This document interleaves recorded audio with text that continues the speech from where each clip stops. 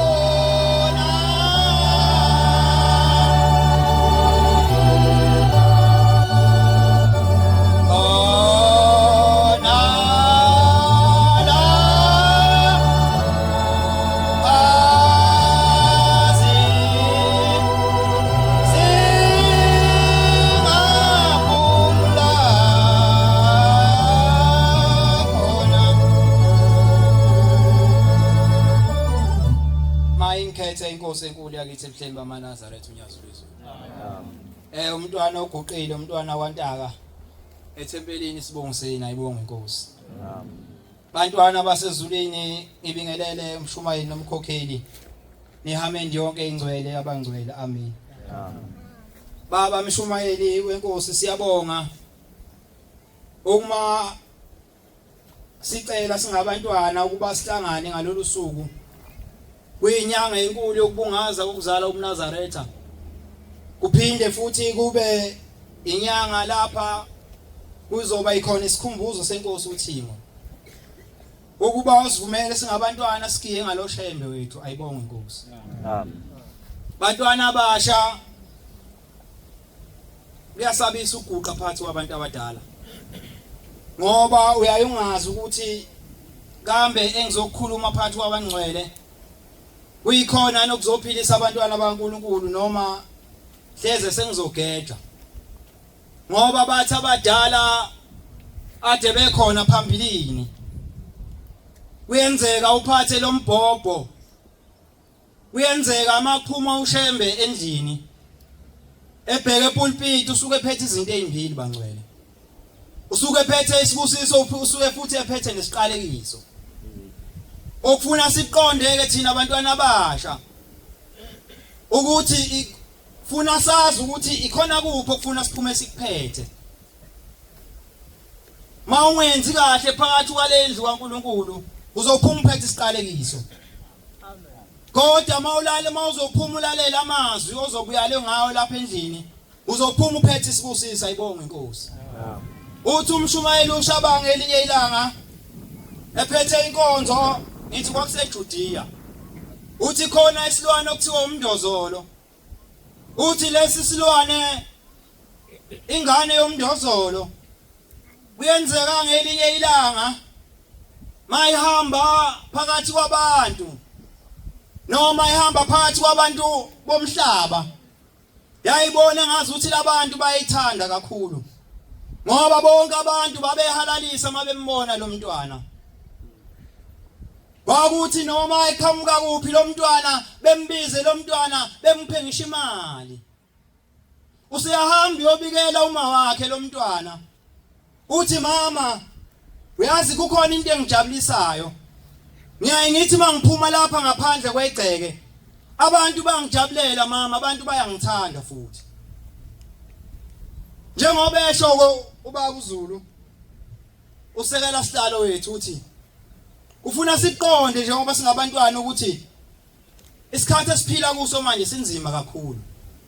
Sikhule esikhathini selapha inkolo yethu sengazi ukuthi inkolo yodumo, sengathi inkolo yokubukisana noma yombukiso.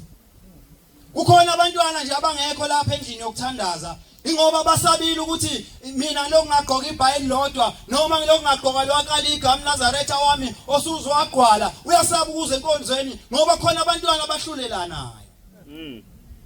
Asiqondeni ukuthi njengoba siyintsha sibizwa ngekusasa lebandla. Esikhathini esiphambilini kuye kwaba khona abantwana futhi abafana nathi. Nabo bake bathandwa futhi bake banikezwe ithuba lokuba bagiye ngoshembe wabo. Abanye babo basakhona phakathi kwendlu yokuthandaza, abanye babo basekho. Okuyaye kubiza ukuthi uma umuntu omusha ungakujabuleli kakhulu ukuphatha umbhobho. Ungakujabuleli kakhulu kwaziwe esontweni.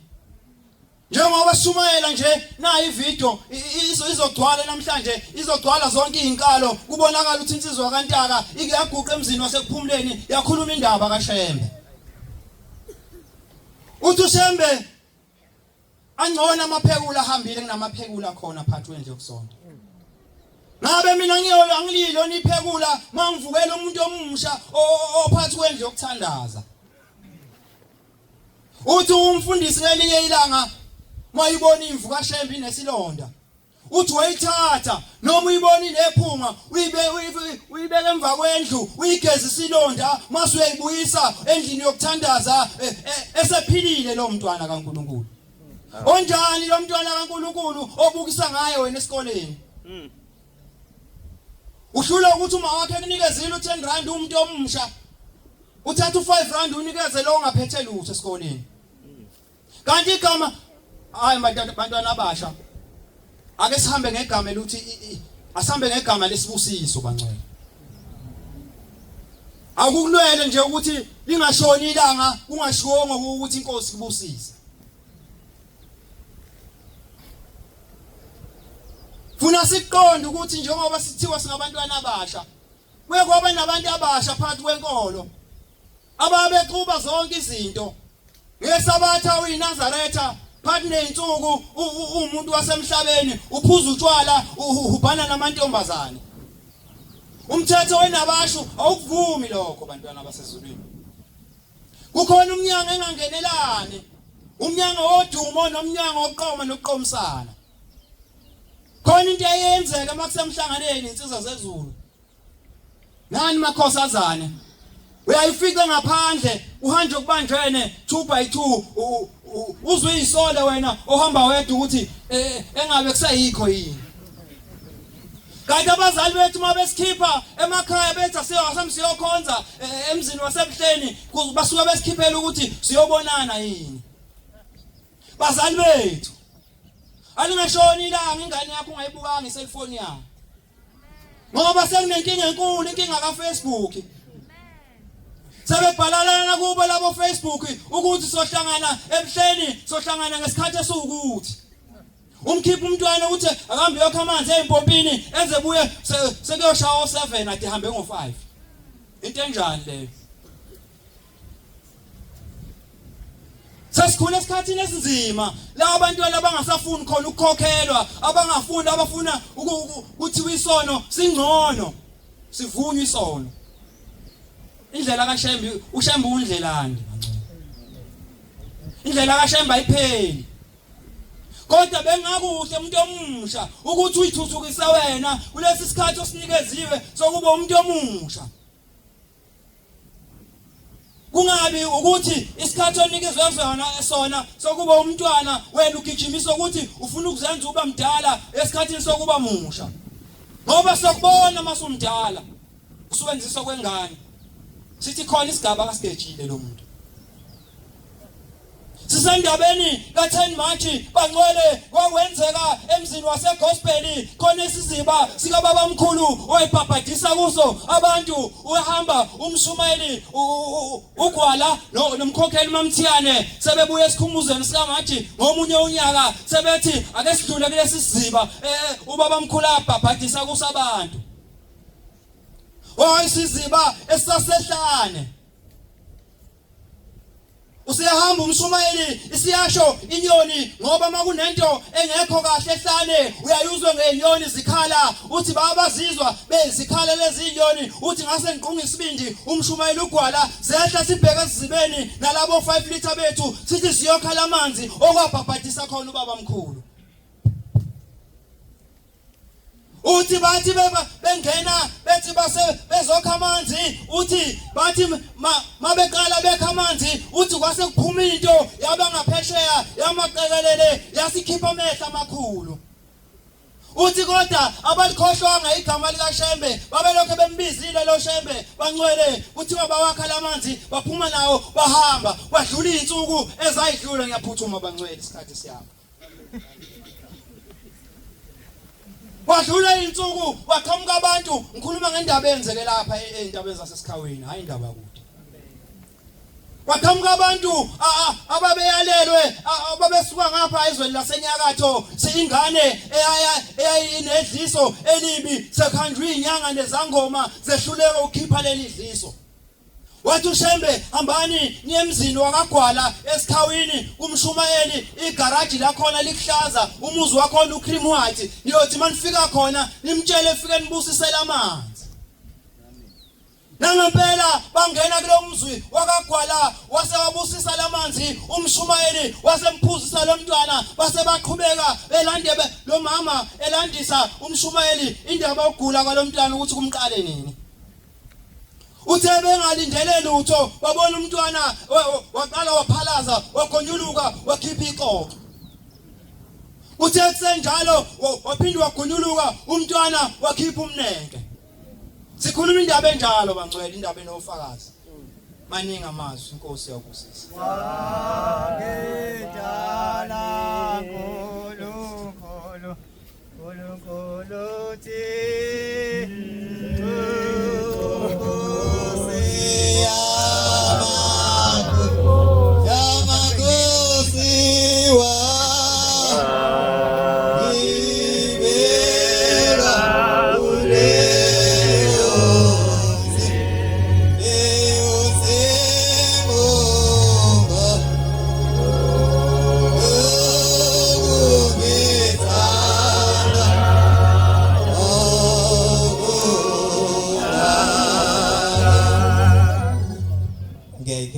Inkosi enkulu yasebuhleni bezulu ngiyazi bezulu amen Baba nkulunkulu weziboshwa ngiyacela uNkulunkulu ukuphila saguqile ngamadolo phambi kobuso bakho unseke nje umzuzwana bese uhlala ulemini lami Nkosi ngiyacela ukwangaliwa ezulwini uthe ngizokhuluma kuba ukuthandwa uNkulunkulu Shembe ngiyazi bezulu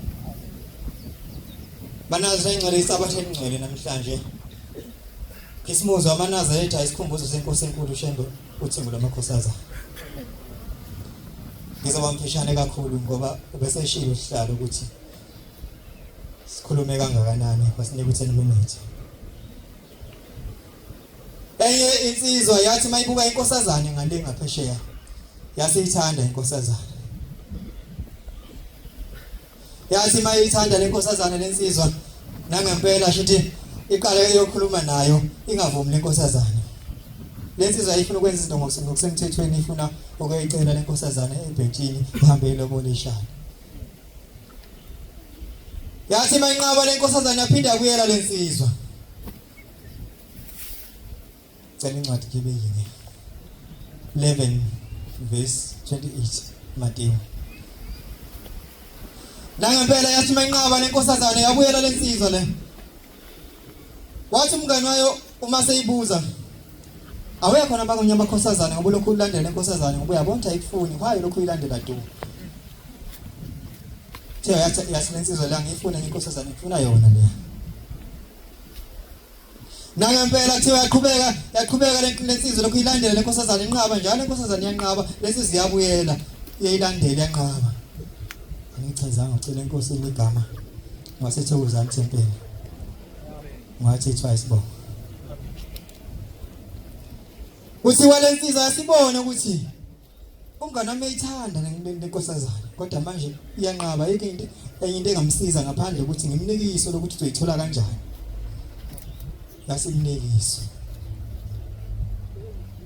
Yasemngani wami sengibonile ukuthi uyayithanda lenkosazana kakhulu. Noma ngithi ngiyakutshela khona amanye amakhosazana awayifuni 45 emthandazweni esabatha. Siwa lensizwa lena ngempela inikisa ukhona inyanga engiyaziyo la mama. Lenyanga ishaya phansi iyasheshisa. Kuyisono khona lokho ukuphatha umuthi. Kuyisono khona lokho ukuphatha umuthi ngesandla sakho. Uyikholwa. Uyakufa nokufa. Thiwa sithi khona inyanga engiyaziyo. Lenyanga engiyazi na kanjani izokwenza ukuthi uyithole lenkosazana. Imbali kaShembe lizasiphathe kahle mina. Ngathi singakuhlonipha ukuba yinamasho sikuhloniphe ukuba yitsha. Kusiwa lensizwa nangempela sitshela lenyanga yalenyanga ngiyayazi sendaweni ethile uyothi mawufika kuyena ufike kunikeza amakhathakathana ozohamba ngawo uwasebenzise kanje masiya kule nkosazana iyofika ithande lenkosazana. Nangempela lensizwa yamhambisa kule nyanga yayo yathi mayifika ngempela wasebenzisa lamakhathakhatha yamnikeza lamakhathakhatha wasebenzisa waseqonda kule nkosazana esifika yathamba inkosazana. Angazi noma siyakwenza nathi. Ngoba ethi uShembe kuyisono khona lokho kuphatha umuthi ngesana sakho ikhona ufana kufa. Thiwa yathi masifika ithanda lenkosazana nangempela yasithanda basebethandana kahle ihambe iyomcela ebhentini nangempela yamlobola kwaba kahle baganana kahle ngomthetho kaShembe. Kodwa okumhlumo wathi mase beqala sekufanele bethole umntwana. Thiwa wayithwala inkosazana kwafanele ukuthi ithole umntwana yathola umntwana wadlula. So baba nethemba lokuthi mhlawumbe kuzokwenzeka futhi aphinde futhi athole omunye umntwana nangempela aphinde ayithwala inkosazana aphinde futhi athole umntwana wadlula wesibili lo yaphinde ayithwala futhi wesithathu athole umntwana wadlula ngeze lokuphuthuma nezikhona ezokwazi ukushila intedela abanye. So nangempela wathi mase kudlula wesithathu umntwana base bekhumbula ukuthi ukhona uShembe unyazi lwezulu. Sebehambile bolanda umuthi enyangeni. Lensizwa sikhumbula uShembe egcineni mase khamba abantwana. Thathi mazi mayifika kuShembe uNkulunkulu unyazi lezulu uyafika libike udaba. Bathi asithi inkosi uyakhumbula mina. Ngoba lenkosazana engakuthandi wenza kanjani ukuthande. Thiwa yabakaza lensizwa yabheka yasithi inkosi khuluma khona azokwazi ukusiza. Nangempela lensizwa yasiphumela obala. Ukuthi ngahamba ngawulanda umuthi enyangeni ethile ngawusebenzisa lo muthi. Yasithi inkosi yakukhumbula ke lo muthi lokho ohamba ulanda kuleyo nyanga leyo. Wawona amafutha enhlwathi. Wawuthakwe ngamafutha enhlwathi. Le nhlwathi iyona edla ingane zakho ngoba ingane zakho ihamba engaphili nje. Ile nhlwathi leqeda ingane zakho.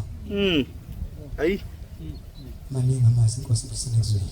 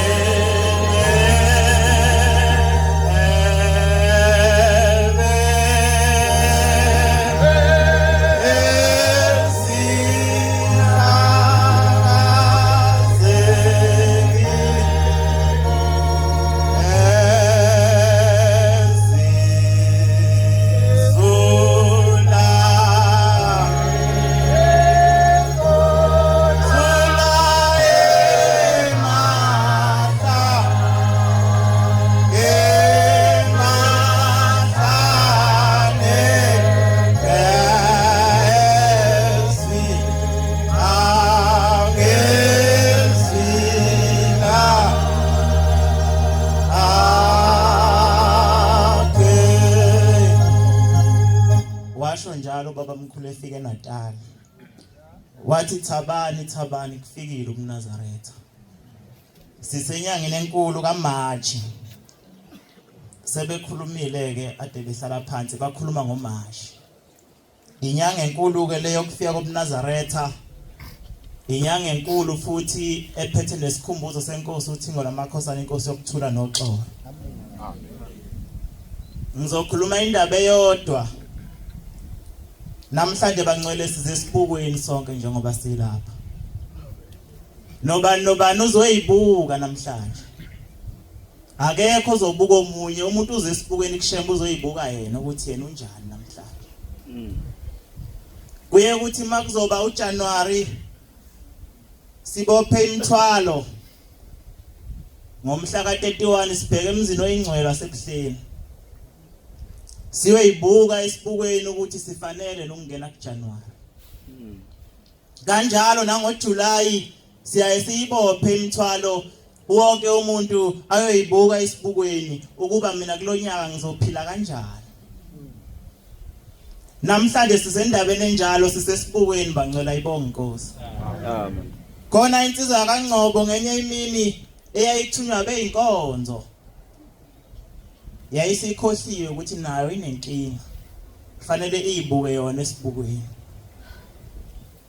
Waye ukuthi njalo makuzoba uJanuary laba beyinkonzo abafundisa abakhulu bekhipha umuntu. Bethi hamba uyosibukela ukuthi labantu esibaphethe ubani nobani abazobelandela umuntu abathi ushembe bebheke entabeni. Bayikhipha lensizwa kaNgcobo yasifika iyaqasha ngale kweqhuma iyambuka ushembe bayeza bese inkosi haya siphumuleni la. Bese inkosi ithumela abafundisi. Kwakuse inkosi inyanga yezulu ithumela abafundisi ithi anibize lo umuntu ocashe ngale kweqhuma. Beyibize lensizwa kaNgcobo ize. Bese yambuza ushembe emdala maNazaretha. Ayibuze lensizwa kaNgcobo ethi uqasheleni lapha. Bese iyachaza ithi baba ngithunyiwe abafundisi bami ukuthi mina angihambe ngiyobuka abazalwane babo abazokulandela musubheka entabeni. Bathi yathi enye insizwa sekuyinkosi uNyazi lwezulu ihola umhlangano ongcwele ibheke eKhenana yathi bathi yafika yami yathi ho ngiyabonga. Okwakususa enhlangakazi size sibone ukungcwele nathi ezweni lakithi.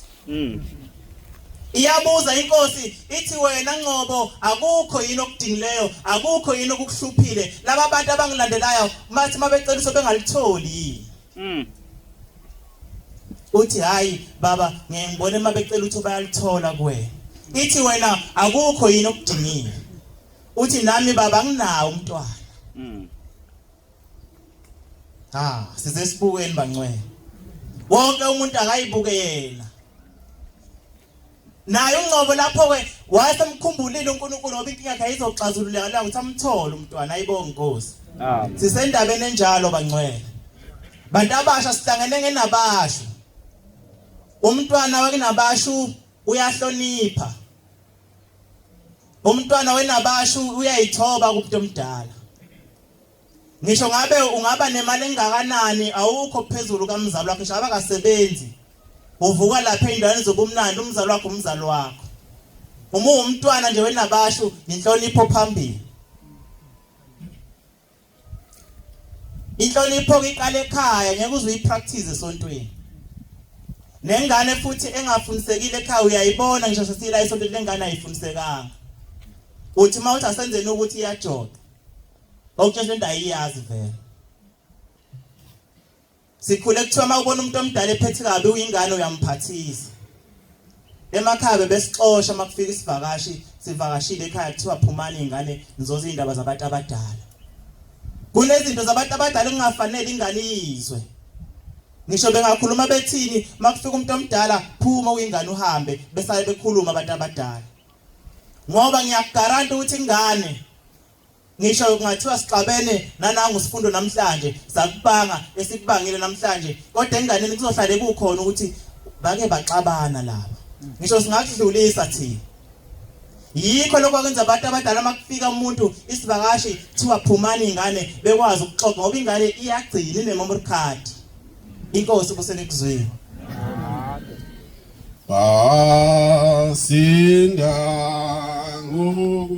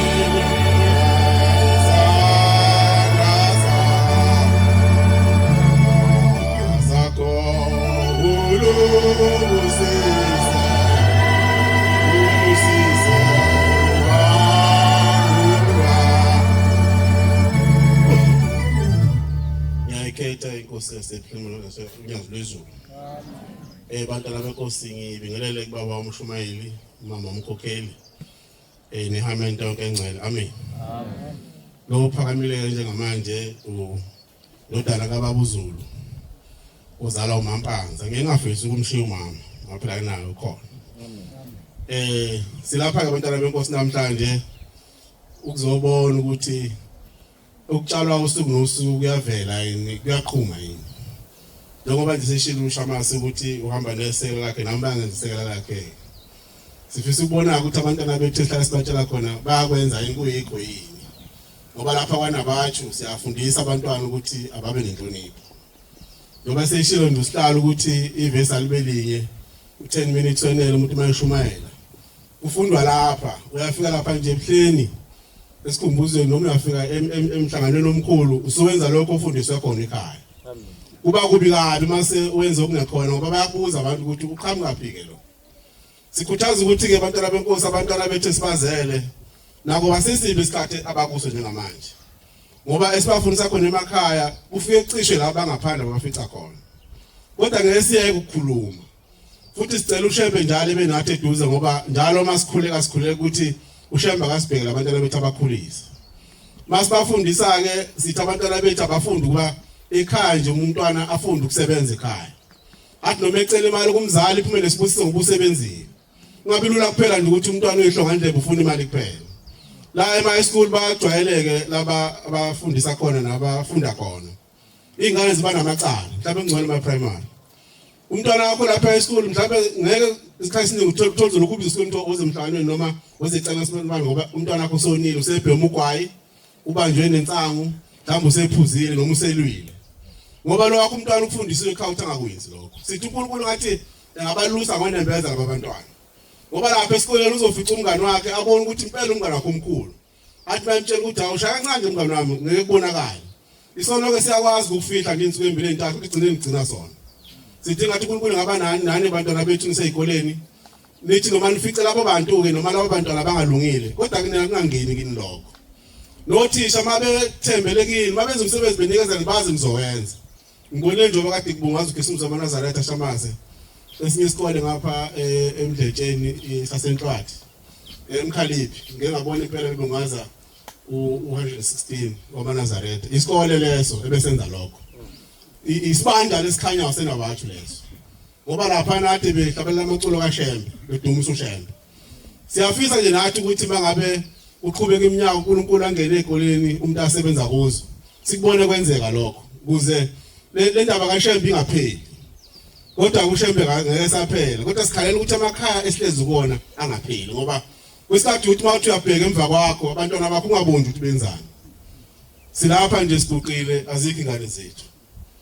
silapha nje siguqile sithandazela ukuthi ngathi lapha ekhona hambe ngenkani zakho ngathi uNkulunkulu ngayivikela khona lapho kodwa kubi ngoba kube sinazo la ngaphansi ngabe sithi uNkulunkulu usikhumbulile kodwa nangakho lokho siyacela ukuthi ngolusuku asikhumbule ngoba ibhlungu kabi indaba ukuthi uthi usesontweni wena ugcinisa abatha wazokhonza ushembe uthi uthandaze lizakho dibi ngakhululi ngoba umazi uphi umntwana wakho sikhulela ukuthi uNkulunkulu akabasondeze uthi mangabe kula ethempelini ubona ingane yakho nawe inhliziyo yakho ubone ukuthi iyajabula bamshumayeleke baye bethi kodwa okunye singakhala sibuka abantwana kanti indaba ikithi uqobo njengabazali kodwa kuhleke manje indaba ikimi njengomzali kuzovela phela ukuthi angilungisephi ngambi nami ngicabanga nje ukuthi konakala lapha ngazi konakala kuphi sengathi uNkulunkulu engagcina abantwana bethu ngoba nalabo abamile phambi kwenu abashumayelayo bakhona abasho ukuthi zoke sibone sengathi ke uNkulunkulu engabavikela nabo ngoba njengoba bemlapha bethanda ushembe bakhona uqonda kwabo nokuhlakanipha kwabo kodwa ushembe bakhumule nemndeni yabo ukuthi abagcine ngicela ukuthi umthasa ashamaseke ngicine isikhathi inkosi Musa Mazwane Nkosi sikelelu baba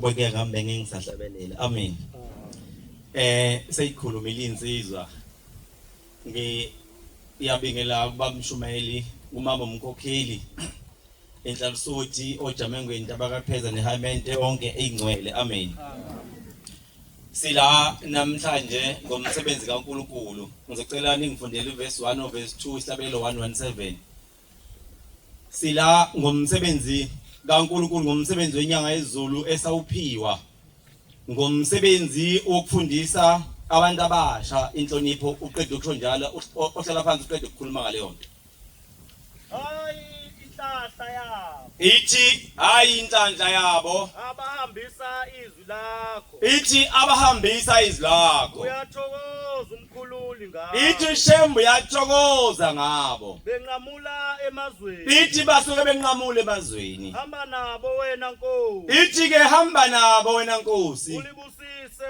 izwi lakho lelo lelizwe sikushumela kulona elithu ithi ulibusise izwi lakho lelo abalishumayezayo benqamule emazweni ngoba insizwa lenkonzo esuke nikhuluma kuyona yini uma ngabe uzoshumayela ushumela ngathi ushumela indaba yakho yangasebakhaya noma ushumela ngathi ushumela indaba yakho yokufuna udumo usuke wenza ngiyikho amen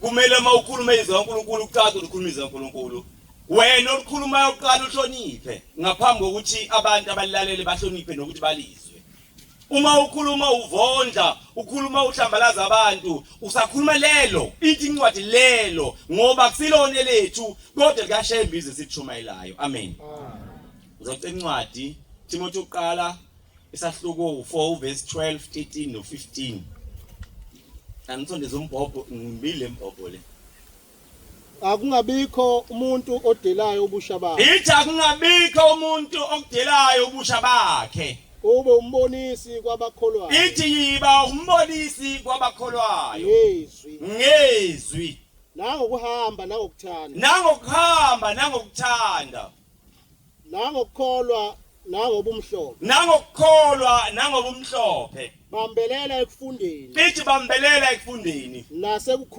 nasekukhulekeni nasekufundiseni ngize ngifike ithi inkosi ngize ngifike ungakhohlwa isiphiwo esikuwe esanikwa kuwe esanikezwa kuwe ngokuprofeta nangokubekwa kwezandla zamalunga nangokubekwa abantwana bonke abaguqilela abancane babusiswa babekwa isandla ngasikhathi kunibekwa izandla into encwadi khona izwi noma khona isiphiwo esasibekwa kuwe qonda lezi zinto ubambelele kuzo kuze kube sobala kubo bonke ekuqhubekeni kwakho kukho konke ngiphe Nkosi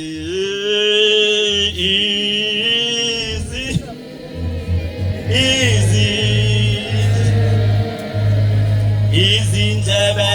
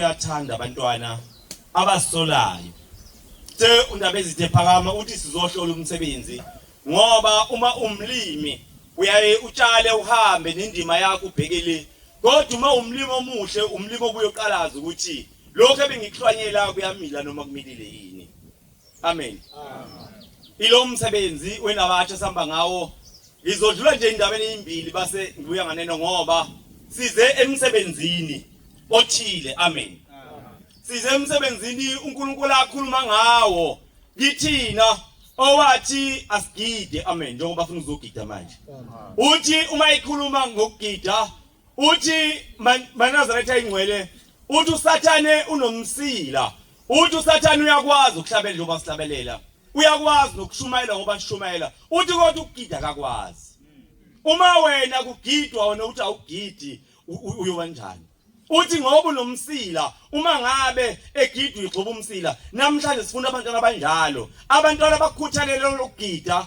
ngoba bayazi ukuthi usuweze ugcoba idimoni amen ngenye ilanga kuthiwa kufika umkhuzo wamasosha uyazi ke akekho umkhuzo wamasosha engicabanga ukuthi umkhuzo wamasosha ngokufunda noma ngeziqu kodwa uma umkhuzo wamasosha ngeimpi oyilwile wayinqoba uma kuliwa izimpi akuhlala abantu bengafi amen kuthiwa kufika umkhuzo wamasosha phambi kwendlamhla kaMeyi sathiwa kwakuyisikhathi senkosi ilanga kuthiwa ufika ubuka imgidi uma ebuka imgidi wakhala ngoba ngiye ngithi ngiyamdabukela umuntu ongaze ngajula ngokukholwa othi noma kushunyayelwa kuye kufane noma kugidwa kuye kufane noma kusetshenzwa kuye kufane safuna ukuhlehle uyigcina kumele kube khona into othi mangabe yenzeka uthi ngiyangishintsha esimene nguso ngingene esimene siwumoya ngoba kuyacaca ingilozi yakhe yobikulokho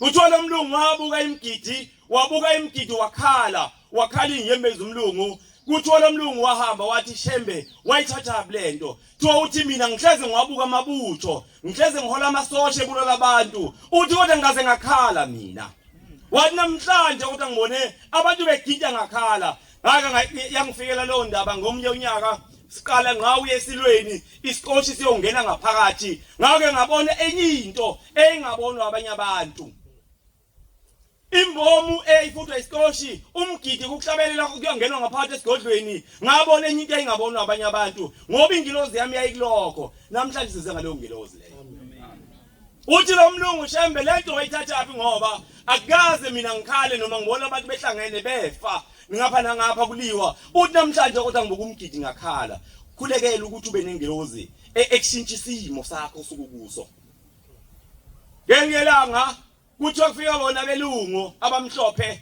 kuthi abafika enkosini ilanga bathi Shembe lento yakhe yomgidi inhle inkulu lento yakhe yomgidi bathi Shembe ungenza imali enhle ngayo bathi Shembe sicela uqoqa imali emazweni akithi siqoqa imali sikhanda ama stadium ama ground amakhulu abantu begide phakathi uma bengene bezokubuka lemgidi bekhokha imali kuthi yathula into yasezulwini yathi abantu abamhambani ngizokhuluma noNkulunkulu ngizoninika impendulo kuthi bahamba sahamba isikhathi babuya bathi Shembe sesitholile imali sizokhanda ama stadium abantu bazogida phakathi uma begida phakathi wena uzothola imali thiwa yathi inkosi ngaleso sikhathi bantu abami ngiyadabuka ngiyaxolisa ukuthi lokho ngeke kwenzeke ngoba labantu uma begida bathola isibusiso uma ngabe sekhokha imali ukuze babukwe isibusiso bazosithola yina size ngenkonzo yomgidi size ngenkonzo yesibusiso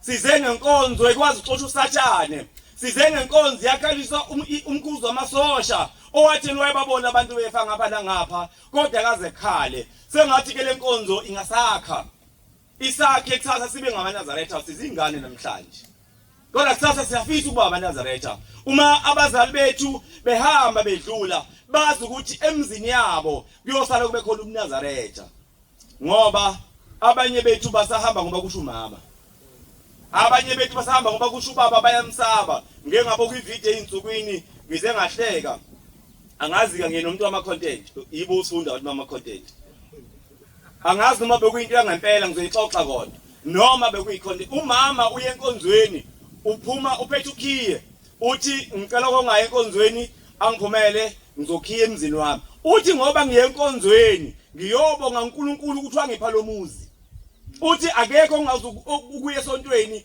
ngoba ngiyobonga lo uthi ke ongaye enkonzweni akaphume ithi ingane mama ngisawasha uthi hayi khuleka thatha iwashing yakho uhamba uyowasha la uyowasha khona uthi insipho yami ukuthi ungayithengi uzoyithenga esitolo insipho la uyethenga khona uthi kowami umuzi akekho umuntu esontweni mhlambe nawu la umama usho njalo wathi ngeke udle intambama uma ungayisontweni wathi ngeke uze ngize nginike imali yokukhera uma ungayisikoleni kodwa kukhulekela ukuthi ngelinye ilanga lo nkulunkulu kaShembe kube owakho umkhethe inkosi ubusisa izilayo sicela ukubuyisela baba Mshumayeli amen Ubuphelele Media.